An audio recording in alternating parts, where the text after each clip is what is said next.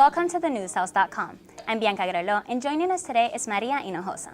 She has been recognized as one of the most influential Latino journalists in the United States. She's anchor of NPR's Latino USA, senior correspondent of Now on PBS, and host of her show, Maria Hinojosa One-on-One. Welcome, and thank you so much for being with us. It's great to be here.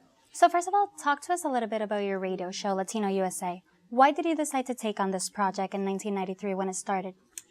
You know what? It was a dream.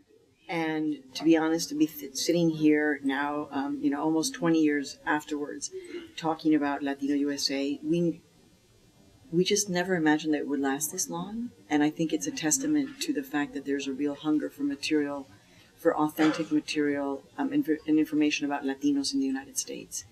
So we were the first program broadcast in English on public media, focusing on Latinos on a national audience.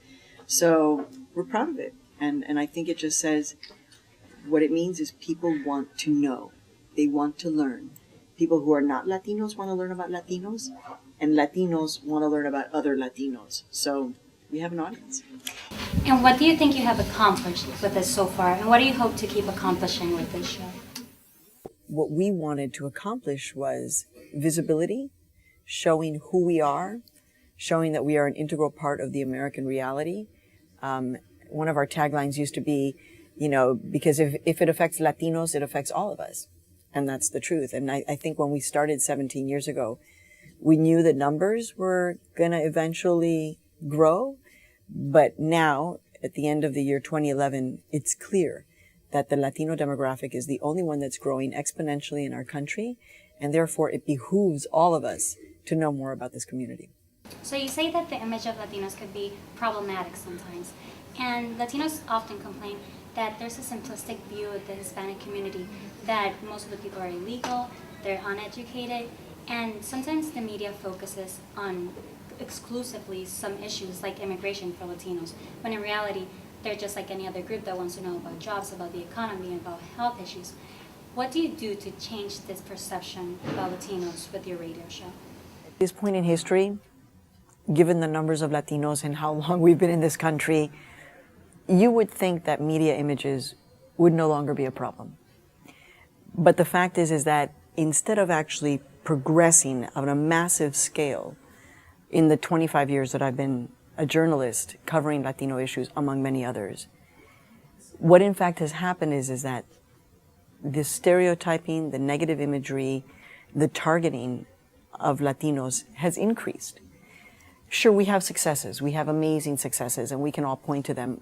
Ugly Betty was one of my favorite primetime TV shows. Dora the Explorer, my daughter, looked like Dora, speaks like Dora. Those are wonderful advances.